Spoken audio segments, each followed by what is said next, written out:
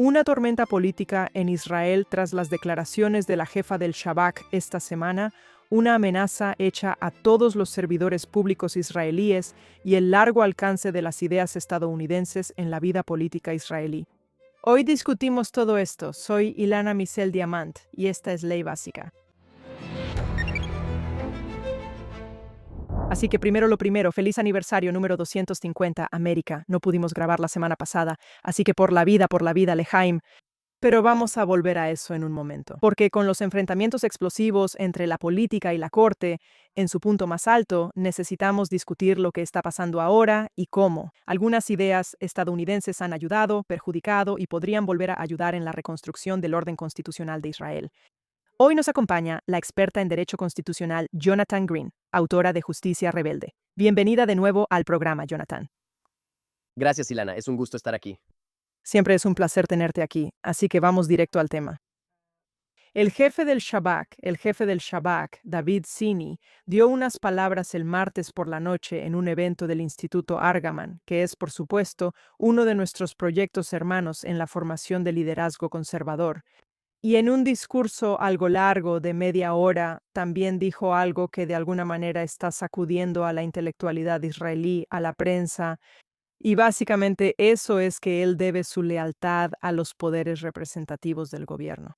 Esto es algo que creo que sería trivial en un contexto estadounidense o potencialmente en otras democracias occidentales. Aquí ha sacudido la vida política hasta la médula. Explícame qué está pasando y por qué todo se está descontrolando alrededor de estas declaraciones. Muchas gracias, Ilana, y es un gusto estar aquí de nuevo. Me alegra que hayas mencionado eso, y me alegra que empecemos con eso porque este asunto con David Sini, el jefe del Shabak, es un excelente ejemplo de lo distorsionado y lo loco que se ha vuelto parte del discurso público israelí sobre estos temas. David Sini, jefe del Shabak, el Shabak, por supuesto, es el Servicio de Inteligencia Interna de Israel, lo que sería, por así decirlo, el FBI israelí.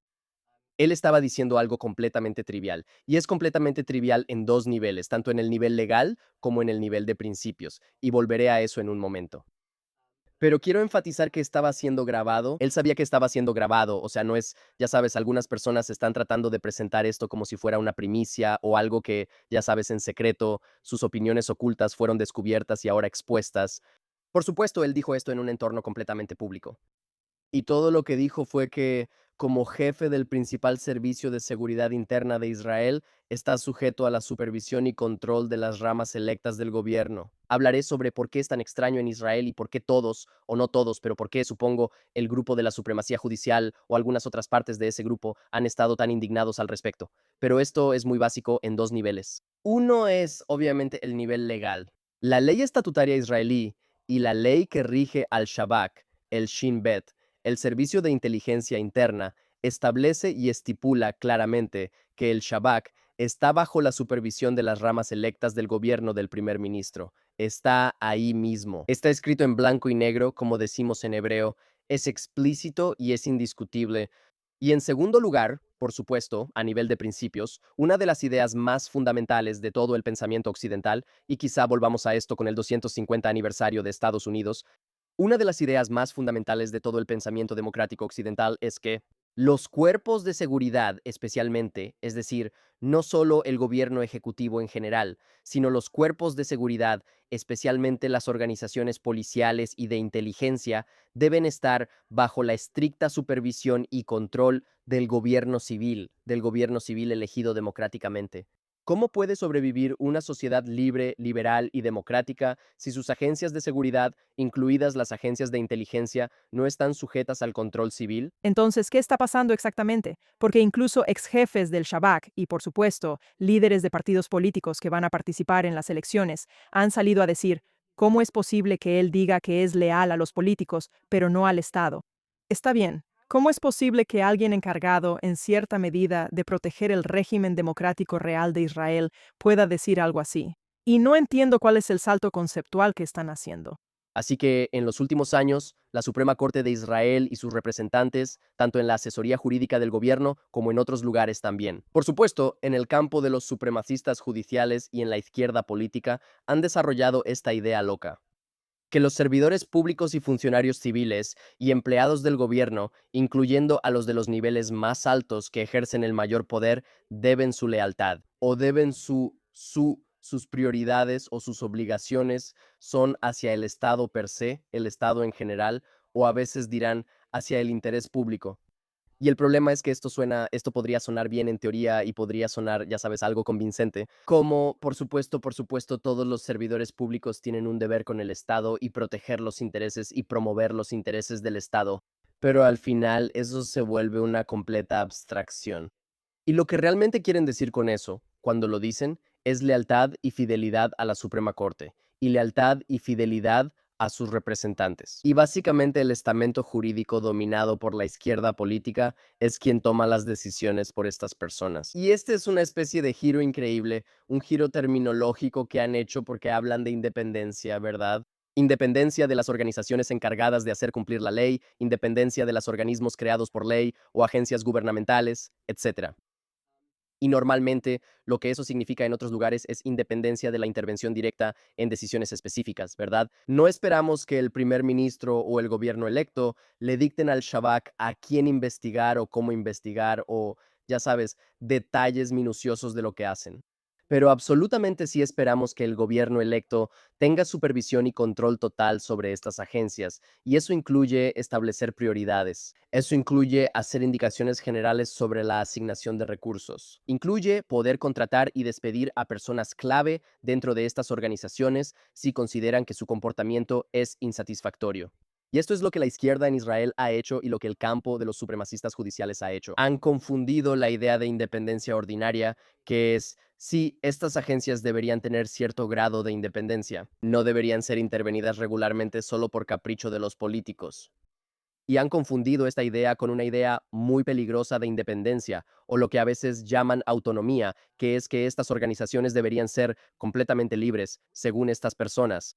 Estas organizaciones deberían estar completamente libres de cualquier supervisión, control o vigilancia de organizaciones e instituciones políticas electas. Y eso es un anatema para el pensamiento político liberal occidental. Y, en pocas palabras, cualquier persona occidental con convicciones democráticas debería sentir escalofríos cada vez que escucha eso. Un servicio de inteligencia nacional o una agencia encargada de hacer cumplir la ley dice que quiere autonomía e independencia de las instituciones políticas y electas. Entonces, lo increíble aquí es que, para resumir, David Sini, jefe del Shabak, ha dicho cosas que son increíblemente triviales, tanto en términos de la legislación israelí como en términos de, ya sabes, principios fundamentales y primeros principios de un gobierno democrático. Y sin embargo, la tormenta de críticas o las reacciones de muchos del estamento jurídico israelí de izquierda simplemente reflejan hasta qué punto estas organizaciones y estas personas se han desviado de los principios básicos de la democracia y qué tan débil es su compromiso con la ley israelí.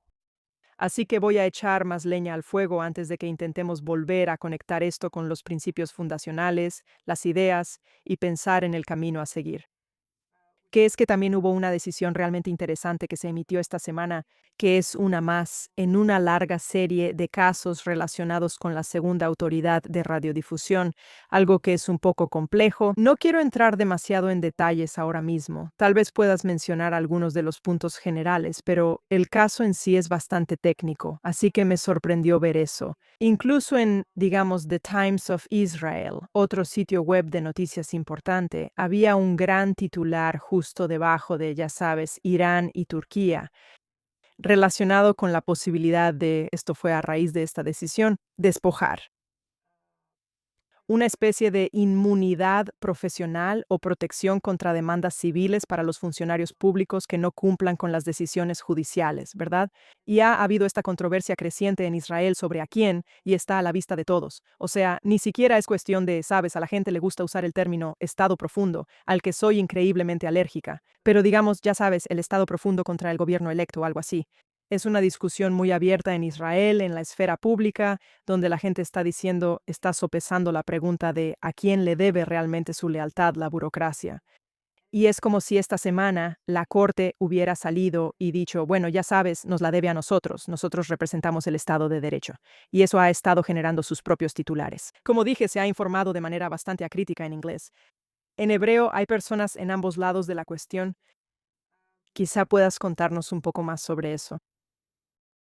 Por supuesto. Y creo, Ilana, que los dos temas están directamente relacionados, porque una de las cosas que hemos visto, o una los elementos subyacentes de la supremacía judicial en Israel y el ascenso de la Corte Suprema en Israel son el amedrentamiento y la intimidación de los representantes electos, especialmente de la derecha, o de aquellos que están dispuestos a desafiar a la Corte, o el amedrentamiento y la intimidación de los funcionarios gubernamentales en todo el servicio civil y en todo el poder ejecutivo. Y hemos visto que esto se hace de varias maneras. Una de las formas en que hemos visto que esto sucede es a través de los organismos encargados de hacer cumplir la ley y el sistema de justicia penal. Y no tenemos que entrar en eso, pero eso está directamente relacionado con lo que decía David Sini y la controversia que lo rodea. Y esto viene de dos direcciones, ¿verdad? Una es que hemos tenido anteriores jefes del Shabak, incluido el desacreditado Doinen Ba, quien fue, ya sabes, el jefe del Shabak antes y durante el 7 de octubre. Pero tenemos jefes del Shabak que estaban yendo contra distintos ministros del gobierno, investigándolos e infiltrándose en sus entornos, ¿verdad? Incluyendo al ministro Ben-Gvir y a otros. Así que tenías este tipo de esfuerzo de utilizar el Shabak, como arma contra funcionarios electos y altos funcionarios del gobierno. Y al mismo tiempo, esto es como la otra cara de esa misma moneda, solo gracias a David Sini. Fue el tremendo problema de la abogada general militar y su conducta atroz en torno al video de Teiman, etcétera, y ya sabes, acciones muy claras, corruptas e ilegales, supuestamente ilegales. Eso solo se expuso gracias a la acción decisiva de esta persona, de David Sini, quien no estaba dispuesto a alinearse con el estamento jurídico. Bien, ¿y cómo se conecta todo esto con lo que acabas de mencionar?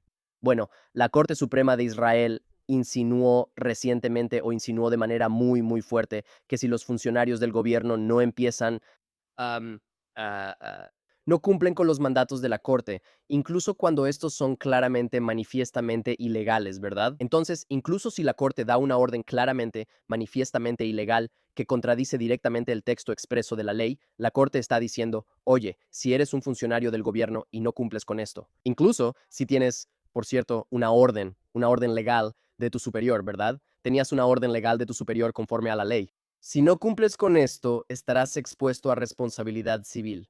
Podrán demandarte por daños y perjuicios diferentes partes. Y la razón por la que esto es extraño en muchos niveles es, nada en el derecho israelí de daños dice esto, ¿verdad? Existe la ordenanza israelí de daños. Es la principal pieza de legislación que rige el derecho israelí de daños. Y esta ley de responsabilidad civil israelí ah, ah, otorga una amplia inmunidad a los funcionarios públicos y empleados del gobierno contra la responsabilidad personal, ¿verdad? El Estado podría ser responsable. Todavía puedes demandar al Estado por acciones gubernamentales ilegales o negligentes, etcétera, pero normalmente no puedes demandar a la persona en particular, ¿verdad? Como individuo por daños, por la responsabilidad de lo que hizo. El tribunal está diciendo, oye, dejando de lado todo el aspecto penal por un momento, si no empiezas a cumplir con lo que decimos que tienes que hacer, aunque sea manifiestamente ilegal, vamos a empezar a exponerte a demandas civiles y vas a ser personalmente responsable, ¿verdad? Tu propiedad, tu libertad, ya sabes, toda tu fortuna como individuo y como familia puede estar en peligro. Porque vamos a permitir que la gente te demande solo por cumplir con las órdenes de tus superiores, solo por seguir la letra estricta de la ley y realizar actos lícitos. Así que esto es, creo, potencialmente un desarrollo muy grave en la afirmación del poder de la Corte sobre el poder ejecutivo israelí. Correcto. Y solo para, supongo, enfatizar, estás hablando de acciones que son claramente legales según la ley, no de aquellas que son, digamos, claramente ilegales. Y que, sin embargo, respaldarías. O ya sabes, llevar a cabo actos por los que, en teoría, podrías enfrentar algún tipo de sanción. Incluso debería decir que en Israel y en la mayoría de las jurisdicciones, incluso cuando una acción es claramente ilegal, muchas veces las personas aún tienen responsabilidad civil o inmunidad. Pero este no es ese caso en absoluto. Es decir, estamos hablando de asuntos que son claramente legítimos, claramente dentro del ámbito de la ley estatutaria, y aún así, el tribunal está diciendo que tienes que priorizar nuestros dictados y decretos ilegales e ilícitos por encima de la letra clara, manifiesta y evidente de la ley. Y si no lo haces, entonces te expondremos a responsabilidad civil. Yo incluso lo plantearía de manera un poco diferente. Creo que el tribunal está diciendo que tienes que cumplir con lo que decimos porque eso es la ley y no lo otro. Esto me recuerda a Thomas Clarence diciendo, el juez Clarence Thomas en Estados Unidos diciendo, ya sabes, sí, sí. Si nos adherimos completamente al precedente, entonces estamos diciendo que las decisiones judiciales están por encima de la Constitución, porque si están equivocadas y aún así tenemos que adherirnos a ellas, entonces estamos diciendo que, ya sabes, simplemente tenemos que, ya sabes, que son de un orden superior a la Constitución. Esto es, por supuesto, lo que está diciendo la Corte. Y la Corte lo está diciendo claramente, hey, Lana, tienes toda la razón. Y vamos a pasar al tema de las ideas en un segundo. Pero el hecho de que supongo que muchos de estos casos podrían caer bajo el ámbito constitucional, lo que significaría que casi cualquiera podría demandar yendo directamente a la Suprema Corte, realmente dejaría a estas personas vulnerables. Es una enorme, enorme espada de Damocles colgando sobre sus cabezas, que como dije antes, se está presentando como si fuera, ya sabes, una defensa del Estado de Derecho. Y aunque siempre estoy dispuesta a considerar otros argumentos, y de hecho, ya sabes, el foro que tú y yo fundamos juntas, se trata de dar una plataforma a todos esos argumentos, y así lo haremos. Esto me parece tan ah, sin precedentes, ¿verdad? Y ya sabes, no es un juego de palabras intencional, pero sí requiere hablar de ello en términos muy claros y lo que podría significar para la vida de las personas. Ahora, cuando primero pensamos en armar este programa, hoy íbamos a empezarlo de manera diferente, hablando sobre los 250 años de Estados Unidos. ¡Viva Estados Unidos! Amamos a Estados Unidos. Estamos tan emocionadas de que Estados Unidos esté ahí iluminando al mundo, sirviendo como un faro brillante, una luz en la colina, un faro de libertad en el mundo, orgullosa de ser estadounidense. Y la cosa es que en los últimos años, mientras he estado trabajando en el ámbito educativo, en el campo legal israelí, he visto como una especie de doble enfoque hacia las ideas estadounidenses. Es decir, y de esto es de lo que vamos a hablar, en cierta medida, mucho de lo que ha sucedido en el derecho israelí es, en cierto modo, incontrolado o extremadamente controlado. El enorme crecimiento durante las últimas décadas se remonta a ideas estadounidenses que realmente nunca llegaron a concretarse allá. Y también creo que hay todo un conjunto de otras ideas de la tradición anglosajona, que entre otros lugares llegaron a expresarse plenamente en los Estados Unidos. Si aplicáramos algunas de ellas o las pensáramos en el contexto israelí, Israel estaría en una posición mucho mejor. Así que quiero empezar contigo antes de que nos enfoquemos demasiado en nuestros problemas. Dijiste algo interesante sobre el papel que las ideas estadounidenses jugaron realmente en la fundación de Israel. Y eso también fue algo sorprendente porque Israel, por supuesto, heredó, ya sabes, algo de un sistema de gobierno británico y una forma completamente diferente de pensar sobre las relaciones entre ciudadanos y el Estado, la economía y todo eso. Entonces, ¿por qué no empezamos ahí y luego pasamos rápidamente a lo que sucedió a partir de los años 80 y después? Por supuesto, creo que eso le da un giro maravilloso a esto. Así que una de las cosas que vemos sobre la fundación del Estado de Israel es que en muchos sentidos, sí, surgió de una especie de sistema legal de common law británico. Y también hay todo tipo de otros elementos que obviamente heredó de los británicos y francamente de los otomanos. Y una mezcolanza de otras culturas legales y conceptos gubernamentales, etcétera. Pero, por supuesto, al mismo tiempo, hay muchos paralelismos realmente interesantes entre Israel y Estados Unidos en muchos sentidos, y creo que siempre fueron bastante obvios y naturales. Uno, irónicamente, fue precisamente la resistencia contra los británicos en ciertos sentidos, ¿verdad? Quiero decir, tienes un país pequeño o un país nuevo que está surgiendo de un dominio colonial británico o semicolonial, y creo que ahí hay paralelismos.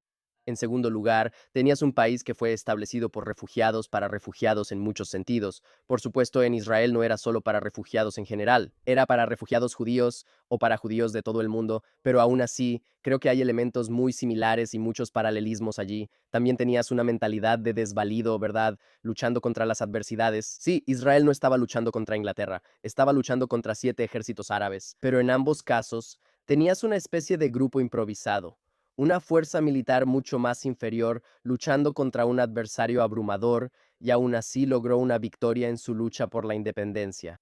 Y creo que hay muchos otros paralelismos generales que podemos ver. Y creo que hay un punto más interesante, y también lo diré de otra manera, ¿sabes? De forma más general. Hay dos puntos interesantes aquí, creo, que la gente a menudo no se da cuenta o no piensa en ellos. Uno es que, por supuesto, Israel tuvo una declaración de independencia, lo cual no es obvio, es decir, esa acción está inspirada por Estados Unidos. Por supuesto, Inglaterra nunca tuvo algo así. Me refiero al acto mismo de un pueblo colectivo anunciando su deseo de independencia, declarando su independencia y, ya sabes, por ese acto, convirtiéndose en un país independiente. Eso es, por supuesto, algo profundamente estadounidense y profundamente inspirado por la tradición estadounidense. Pero más específicamente, y esto es algo que la gente no sabe, el primer borrador de la Declaración de Independencia de Israel tomó mucho de la Declaración de Independencia de Estados Unidos. Y hay una investigación importante sobre esto. Hay un ensayo maravilloso de Yoram Shachar, así como un capítulo, creo, en el libro de Neil Ragachevsky. am, am, sobre esto, sobre la Declaración de Independencia, donde catalogan la historia y evolución de esto, donde el primer tipo que redactó este era un abogado de nivel medio, algo así como un abogado junior, que tenía la tarea en Israel, en Tel Aviv, de redactar el primer borrador o de hacer un primer intento de borrador de la Declaración de Independencia.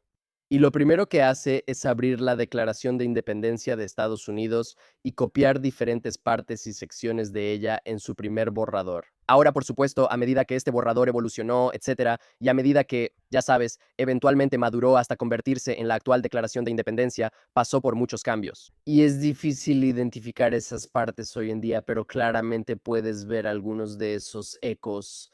Y solo por nombrar algunos, me refiero a algunos de los más importantes, creo que es simplemente la idea misma de un derecho natural, no solo de un pueblo, ¿verdad?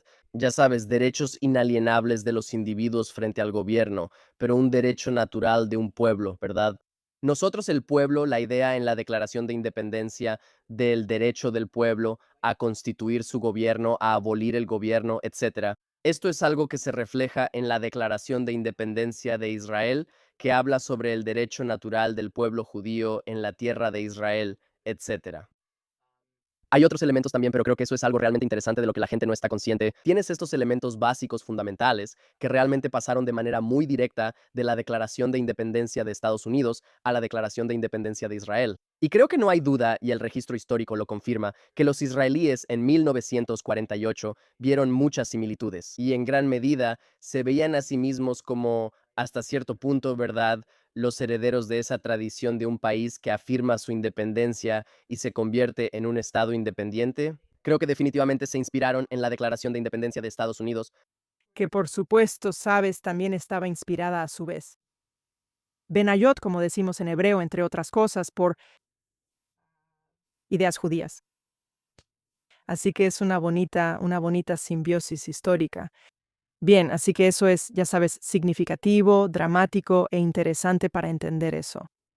Incluso los fundadores de Israel, muchos de los cuales tenían cierta afinidad o gran afinidad por lo que en ese momento era la URSS, y que tenían también, decían que eran juristas, usualmente tenían formación ya sea en el sistema británico o en otros sistemas continentales europeos, veían a Estados Unidos como una fuente de valores y justicia que buscaban replicar aquí en el Estado judío. Y ahora me gustaría hablar sobre otras ideas que han llegado al torrente intelectual israelí, especialmente en el mundo del derecho, y hablar sobre cómo son parcialmente responsables del lío en el que nos encontramos hoy. Así que te doy esa misión. Adelante. Absolutamente. Bueno, obviamente este es un tema grande y hay mucho que analizar, pero lo abordaremos de manera superficial. Es muy claro que parte del lío en el que estamos hoy, en términos de la supremacía judicial, en términos del poder que la Corte Suprema de Israel se ha arrogado para sí misma y el apoyo a eso por parte de la izquierda política israelí, eso es en gran medida un producto de la jurisprudencia constitucional estadounidense de los años 60 y 70 y también posteriormente. Y esta es una conexión muy, muy directa. A menudo la gente no necesariamente se da cuenta de esto.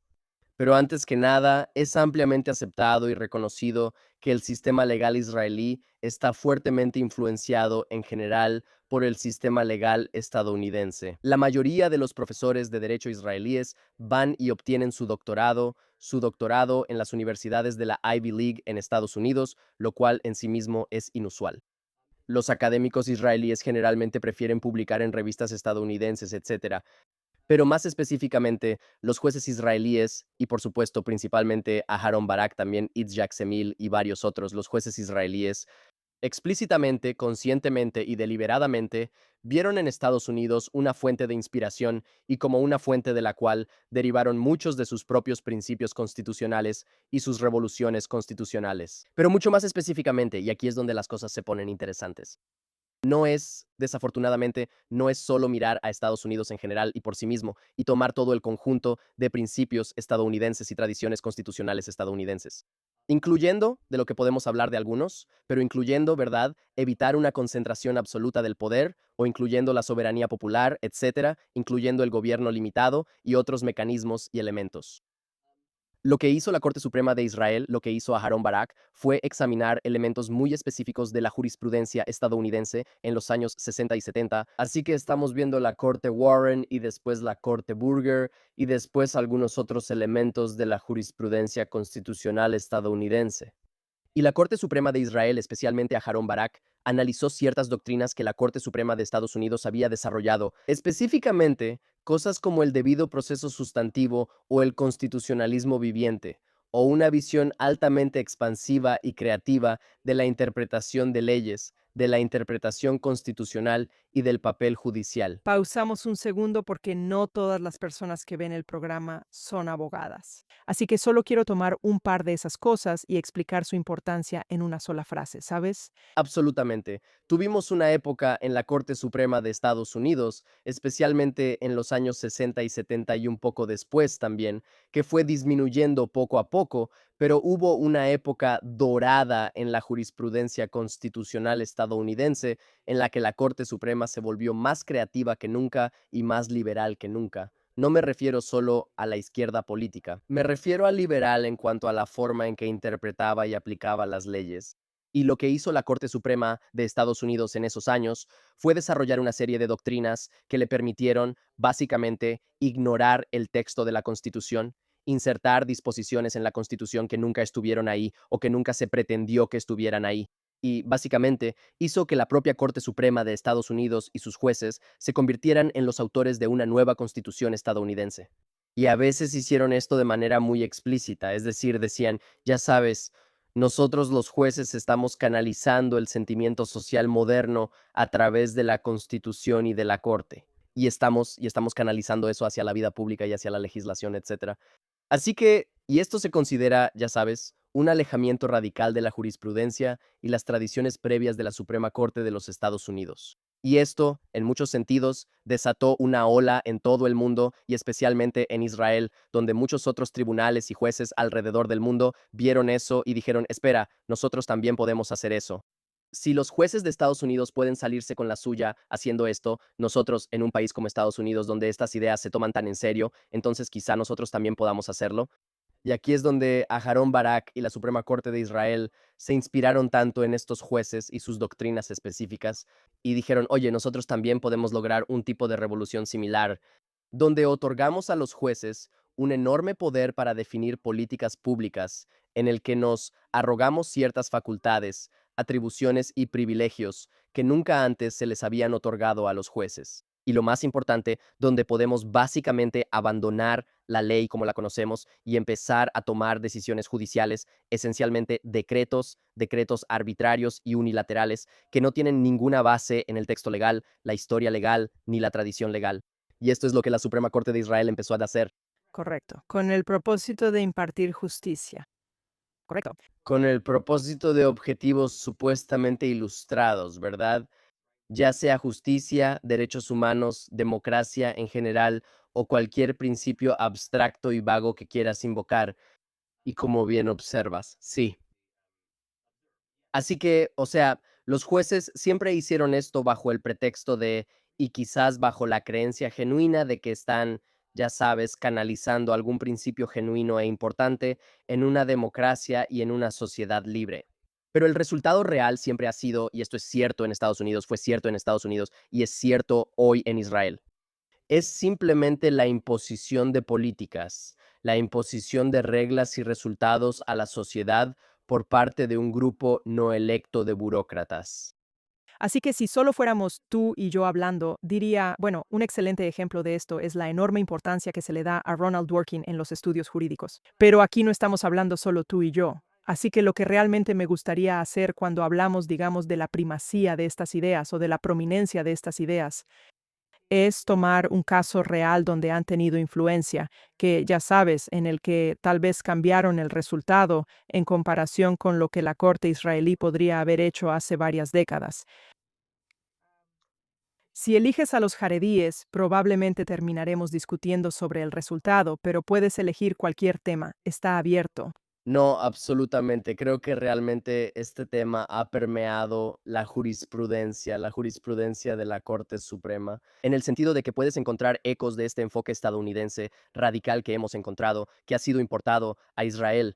Y en ese sentido, es casi fácil porque prácticamente cualquier decisión importante y activista de la Corte Suprema en las últimas 3 o 4 décadas, podemos identificar exactamente de dónde provienen algunos de los orígenes radicales y activistas estadounidenses. Y voy a dar algunos ejemplos. Solo diré una cosa que es importante para mí señalar en este contexto de importar este enfoque activista radical estadounidense que ya no domina realmente la jurisprudencia estadounidense. Podría regresar algún día, ciertamente no en la Corte Suprema. Hay una ironía aquí porque hoy tienes israelíes que dicen no deberíamos importar cosas de otros países, ¿verdad? No deberíamos importar mecanismos o cosas de otros países, ya sabes, sin hacerlo de una manera holística, integral, sofisticada y matizada. Y sin embargo, eso es exactamente lo que hizo la Corte Suprema de Israel.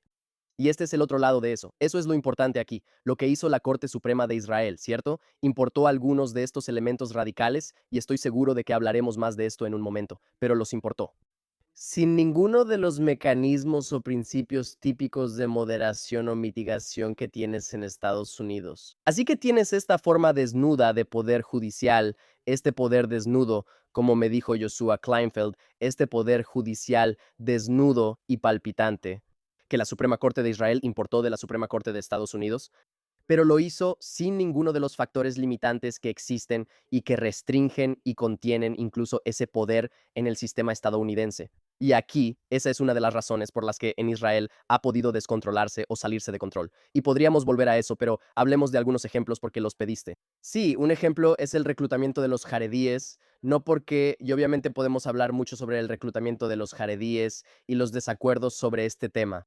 Am, ah, yo, por mi parte, estoy muy a favor de que los israelíes, perdón, que los jaredíes sirvan en el ejército israelí y que sean participantes plenos en la sociedad israelí en general. Y la pregunta es más bien cómo llegamos a ese punto.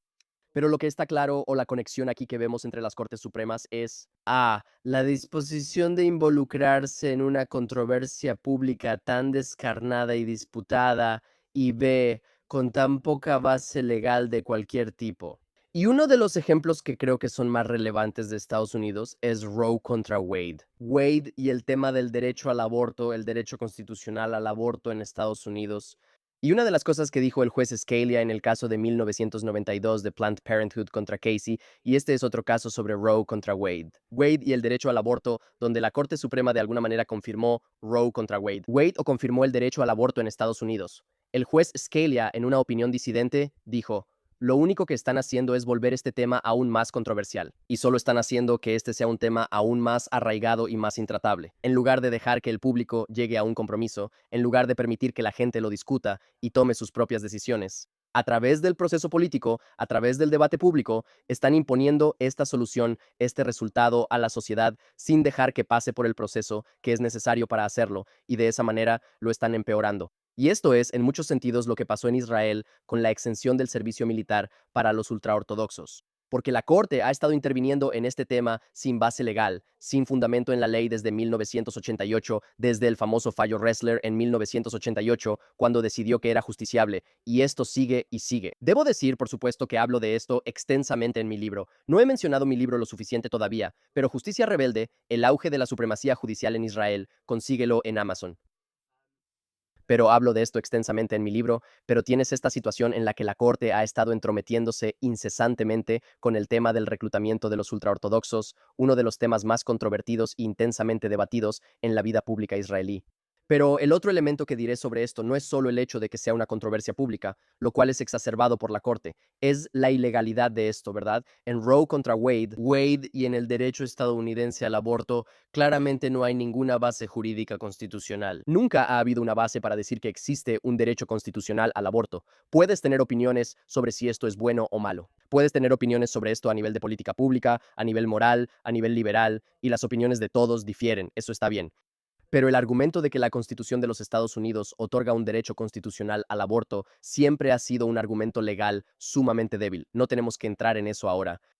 De la misma manera, en Israel, la idea de que existía una obligación legal para que el gobierno reclutara a los hombres ultraortodoxos, es decir, que no se les concediera esa exención, siempre ha sido absurda. Y en pocas palabras, no voy a entrar en esto, pero la Corte dice básicamente que la supuesta constitución israelí, que en realidad no es una constitución, no vamos a entrar en eso ahora, pero la supuesta constitución israelí contiene en su interior un derecho a la igualdad.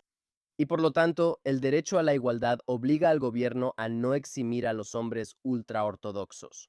Ahora, el problema es, por supuesto, que no existe un derecho a la igualdad en las leyes que la Corte pretende que son la Constitución israelí. No lo dice en ninguna parte, y eso no es una casualidad. El derecho a la igualdad en la Ley Básica de 1992 sobre libertad y dignidad humana, el derecho a la igualdad fue excluido deliberadamente. Se incluyó en borradores anteriores y fue eliminado de esa ley como un compromiso clave, lo que permitió que esa ley fuera promulgada. Y podemos seguir, hay mucho más que decir sobre esto. Esto es solo en resumen, pero solo entiendan lo absurdo que es esto como argumento legal cuando la Corte dice que reconocen un derecho no enumerado a la igualdad, aunque eso fue eliminado deliberadamente de la ley. Y con base en este derecho no enumerado a la igualdad, que fue eliminado deliberadamente de la ley, ahora vamos a invalidar el deseo del gobierno de eximir a los hombres ultraortodoxos del servicio militar. Así que este es un ejemplo, y podría dar algunos más. Te dije que si lo elegías probablemente discutiríamos un poco. Y, sabes, no estoy en desacuerdo con nada de lo que has dicho sobre la forma en que la Corte ha abordado el tema y la base o la falta de base, sobre la que la Corte ha abordado el tema y la justificación o la falta de justificación que ha aplicado. Básicamente estamos de acuerdo. Lo que no me gusta de usarlo como ejemplo es que es uno de los muchos casos en los que la Corte está haciendo lo que resulta popular y además así se percibe. Creo de nuevo esto. También creo que los jaredíes no deberían ser reclutados. Está bien, y que ha habido un desequilibrio grave en la sociedad causado por el servicio desproporcionado de algunos sectores y la falta de servicio desproporcionada de otros. Está bien. Así que básicamente lo que está haciendo la Corte es intervenir en un área donde la gente quiere ver que pase algo, donde han estado esperando que pase algo. Y diría que tal vez durante décadas, pero ciertamente en los últimos años. Creo que no estás equivocado. Un segundo, donde la política parece incapaz de resolver el problema, especialmente porque, ya sabes, cualquier coalición de derecha, en lugar de un gobierno de unidad, tendría que sentarse con los jaredíes. Y así, cuando usamos este tema para hablar sobre el problema del crecimiento del poder judicial desvinculado de la ley, de la Constitución, del mandato popular, lo que terminas teniendo. De hecho, probablemente haya una tasa significativa de aprobación popular para esta acción en particular, sin entender cómo socava la democracia, por un lado. Y por otro lado, a menudo lo que tienes es que, ya sabes, básicamente la derecha sale y dice, bueno, la razón por la que no hemos resuelto este problema a través del proceso democrático es porque la Corte sigue interviniendo. Si la Corte no interviniera, por supuesto, podríamos haber resuelto esto de la manera correcta. E incluso en los intentos iniciales del gobierno, ya sabes, de que la Knesset aprobara leyes que se suponía que aumentarían el reclutamiento, nunca realmente, ya sabes, lo hicieron de una manera sustancial. Pasaré a los otros ejemplos, pero creo que no estás equivocado. Y creo que lo que diré sobre eso es que, en un sentido muy limitado, esto obviamente es una conversación mucho más amplia.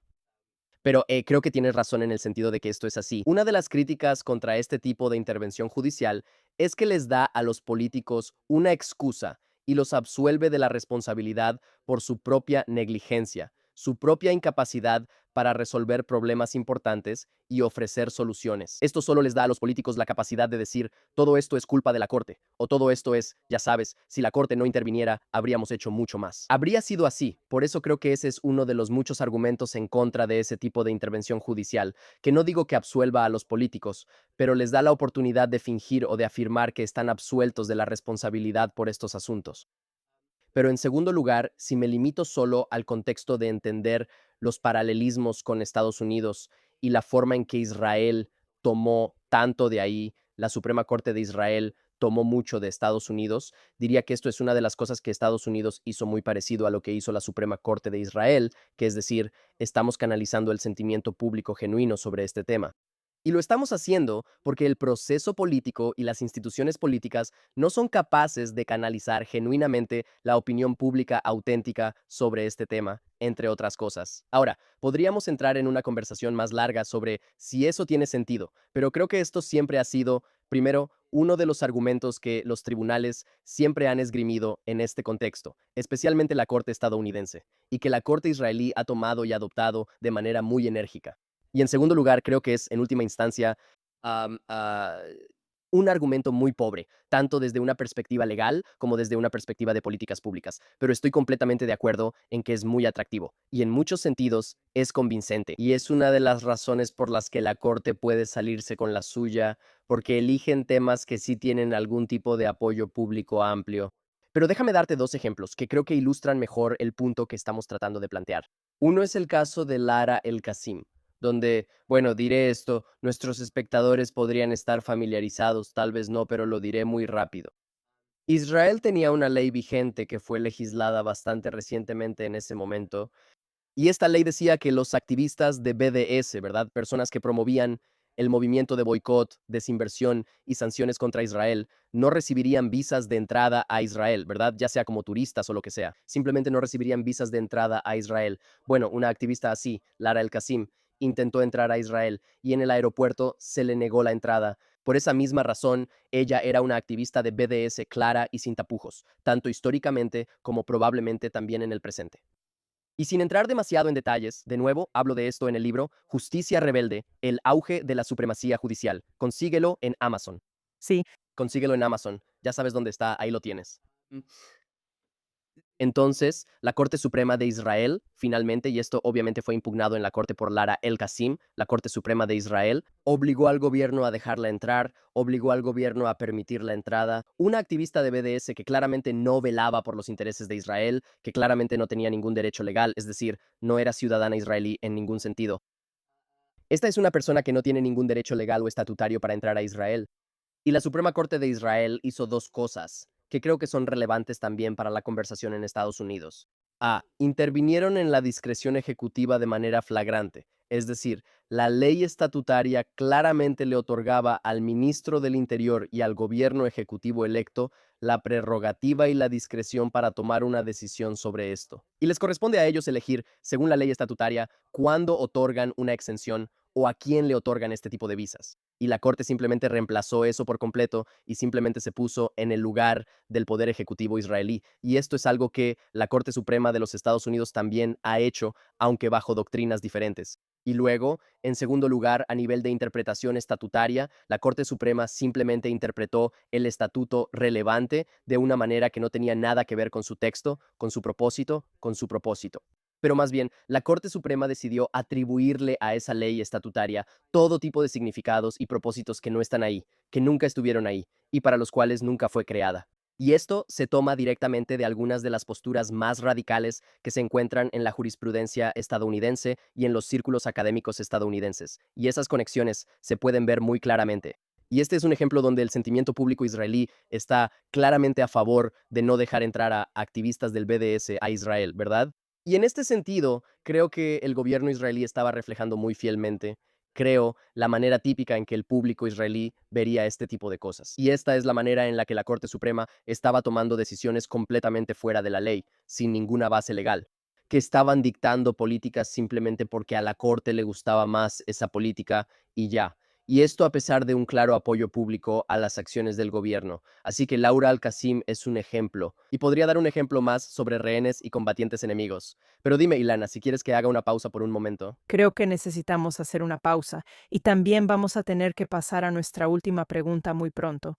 Así que si podemos hacer esto en un minuto, lo cual dudo, pero si podemos, me encantaría escucharlo. Y haremos una muy breve solo sobre eso, y hay muchísimos ejemplos. Por eso deberías leer mi libro. Yo no. Hay muchísimos ejemplos, pero hay una ley estatutaria donde la Knesset aprobó una ley que permite al gobierno herramientas o una herramienta específica para tratar con rehenes tomados por nuestros enemigos, por organizaciones terroristas o lo que sea.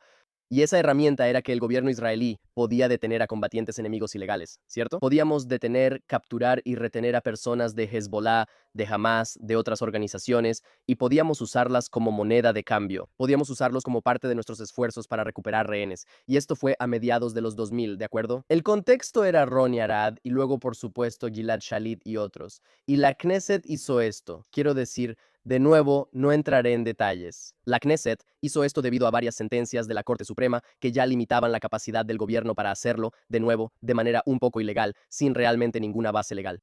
Pero luego, cuando la Knesset legisló esta ley que permitía al gobierno retener, detener y capturar a estos combatientes enemigos como moneda de cambio para recuperar rehenes, la Corte Suprema de Israel utilizó una interpretación creativa de la ley para básicamente vaciar esa ley de cualquier significado y básicamente ignorar por completo el claro deseo de la Knesset de otorgar al gobierno las herramientas para hacer esto. Y esto es directamente relevante para nosotros. Y por supuesto, hoy, quién sabe qué habría sido diferente. Si Israel hubiera estado mejor equipado para lidiar con rehenes en general, o si las situaciones de rehenes, ¿verdad?, la toma de rehenes fuera menos lucrativa y menos atractiva para las organizaciones terroristas antes del 7 de octubre porque el gobierno pudo utilizar esta herramienta que le otorga la Knesset. La Corte anuló eso sin ninguna base legal. Bueno, no lo anuló, perdón. Básicamente la Corte lo vació de significado sin ninguna base legal, convirtió la ley en letra muerta y privó al gobierno de esa herramienta. Y ese es otro ejemplo, creo, que muestra claramente tanto la conexión con la jurisprudencia activista estadounidense de años anteriores, como la forma en que va tan fuertemente en contra, ya sabes, del sentimiento público claro e intuitivo. Bueno, terminemos con una nota más positiva. Hemos hablado sobre el papel positivo que las ideas estadounidenses y cierta semejanza con la historia estadounidense realmente tuvieron en la fundación de Israel. Hemos hablado sobre lo que son esencialmente filosofías legales bastante radicales que han surgido o que se están implementando en la jurisprudencia estadounidense y que fueron llevadas a Israel. Y luego, sin el tipo de restricciones estructurales que existen en Estados Unidos, crearon una especie de superestructura legal aún más poderosa, con el tipo de decisiones que acabas de mencionar. Y ahora quiero entender cuáles son las ideas estadounidenses positivas que tal vez no han llegado a ser parte de la corriente principal aquí, que tú crees que serían una adición bienvenida mientras Israel, como me gusta pensarlo, completa su primera fundación. Cuando finalmente nos sentemos y tengamos, espero, ya sabes, una discusión futura sobre cómo llegar a una resolución basada en el consenso, las reglas por las que todos queremos regirnos de ahora en adelante, ya sea en forma de una constitución escrita o algún otro tipo de mecanismo. ¿Cuáles son las ideas que deben estar aquí y que actualmente no están? Espero que tengamos al menos otras 3 horas para hablar de esto. Bueno, depende de cuántas veces regreses al podcast. Así es. Bueno, para que me inviten de nuevo al podcast, mantendré mi respuesta algo corta. Obviamente hay muchas cosas, pero toquemos solo algunas. Y mencionaré 2 cosas pequeñas y luego 2 un poco más grandes. Obviamente, ya sabes, Estados Unidos, tanto desde la declaración como desde la Constitución hasta hoy, realmente es un bastión de buen gobierno, de virtud, de un sistema de gobierno extraordinario y fenomenal, de libertad y democracia. Y hay algo enorme que todos los países tienen que aprender de los Estados Unidos. Y todos deberíamos estar celebrando el 250 aniversario de Estados Unidos y la inspiración que ha sido para el mundo y para la libertad en todas partes. Así que, más específicamente, hay 2 cosas que digo, no del todo en broma, pero sí hay 2 cosas que desearía que Israel adoptara de la jurisprudencia estadounidense, de la tradición constitucional estadounidense.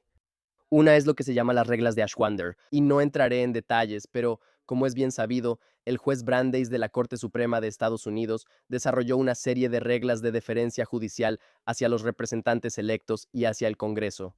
Y esto es algo que los académicos israelíes han abogado ocasionalmente por esto, pero solo adherirse a ese conjunto de reglas sobre cuándo y cómo anular leyes. Esto es un cambio pequeño, ¿verdad? Número dos es, por supuesto, de nuevo, un poco en broma lo digo, originalismo y textualismo y un intento genuino de buena fe de aplicar la ley tal como está redactada, como implican sus palabras, como su verdadera, ya sabes, historia y el significado de esas palabras implican. Esto es algo que desafortunadamente está muy ausente en la jurisprudencia israelí y en la forma en que la Suprema Corte de Israel hace las cosas. Así que, ya sabes, el giro hacia el textualismo y el originalismo en Estados Unidos ha sido un desarrollo increíblemente positivo. Y eso es algo que, si tan solo Israel pudiera, de alguna manera, gradualmente en el sistema legal israelí y en los tribunales, adoptar e implementar poco a poco. Pero eso no es a lo que te refieres. Así que diré dos cosas que son, creo, más amplias e importantes para que Israel las adopte y se inspire en el modelo estadounidense. Acabo de tener, antes de que hagas eso, solo voy a decir, acabo de tener esta visión y no recuerdo de qué sketch de comedia era, donde, ya sabes, dos personas están explicando lo cercanos que son y uno de ellos dice, sí, terminamos. Y el otro dice, ¿cómo terminamos las? Y el otro dice, sándwiches. Voy a ayudarte. Eso es de Frozen. Es una canción de Frozen. No, no, no, ellos lo copiaron. Pero sí, sí, acábate mi sándwich. Voy a terminar tu sándwich ahora y no sería la primera vez. Primero está eso, ya sabes, el concepto mismo de que el gobierno viene después del pueblo, lo que significa que primero están las personas y luego el gobierno y los derechos de las personas, tanto como individuos como grupo colectivo, y luego el gobierno. Y esta es, por supuesto, una idea fundamental del gobierno de los Estados Unidos, la Declaración de Independencia de los Estados Unidos, etcétera, que es que el gobierno es un sirviente del pueblo, no un amo del pueblo. Y esto es algo tan profundamente fundamental que está tan ausente en el discurso general israelí, en la comprensión básica de para qué está el gobierno, para qué existe y cómo se supone que debe servirnos y cómo debe ser restringido y cómo debe ser visto con sospecha y cómo debe ser limitado. Y todas estas son ideas muy poco presentes en los principios fundamentales del pensamiento israelí. Debo decir que tanto en la derecha como en la izquierda, creo que la derecha es un poco mejor en esto en Israel que la izquierda, pero no creo que ninguno, o sea, este problema o esta ausencia no se atribuye a ningún campo político o lado específico.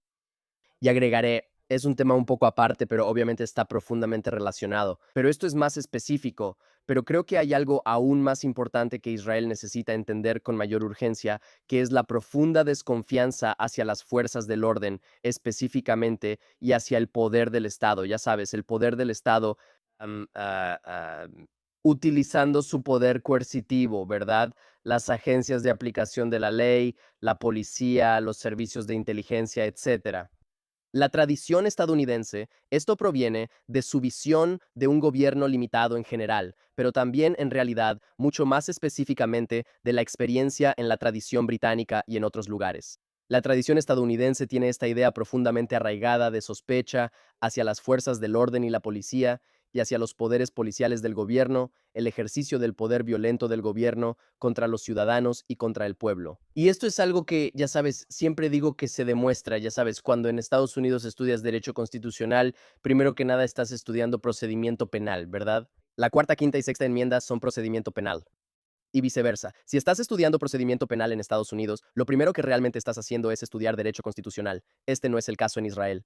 Y los israelíes no hacen de manera intuitiva la conexión entre tener una sociedad libre, una sociedad constitucional de gobierno limitado y lo inherente, límites severos a las fuerzas del orden y a cómo las fuerzas del orden pueden controlar, infringir o limitar a los ciudadanos israelíes y a los, ya sabes, individuos y grupos en la sociedad israelí. Así que esto es, para ser más concreto, creo que Israel se beneficiaría profundamente de comprender mejor la perspectiva estadounidense sobre las libertades individuales y la desconfianza y la supervisión necesarias sobre las agencias encargadas de hacer cumplir la ley. Creo que esas son algunas de las cosas más importantes que Israel necesita aprender hoy de Estados Unidos. Y tú, solo agregaré que estabas diciendo fundadores o el completar la fundación israelí. En mi libro escribo que Israel en 1948 tenía solo fundadores, no constituyentes. Por supuesto, porque teníamos este grupo extraordinario de personas que habían fundado este estado, pero muy pocas personas que tuvieran ese tipo de conocimiento sobre el arte de gobernar y que tuvieran la oportunidad de construir realmente un sistema como lo hicieron los estadounidenses. Y por eso estoy de acuerdo contigo en que ahora es el momento de los constituyentes. Ahora es el momento de que los constituyentes lleguen, y sí, un poco tarde, pero ahora es el momento de que los arquitectos lleguen y formen una unión más perfecta, ¿verdad? Y un mejor sistema de gobierno que sirva a Israel. Y absolutamente deberían mirar a Estados Unidos tanto en su momento de formación como en su momento constitucional. Y por supuesto, hasta hoy, su celebración de los 250 años. Espero mucho que el foro que continúa el trabajo que empezamos juntas ayude a formar a las personas que asuman esa misión. Y por supuesto concluiré con la 80ª recomendación de tu libro que la gente definitivamente debería leer. TC Tigalina.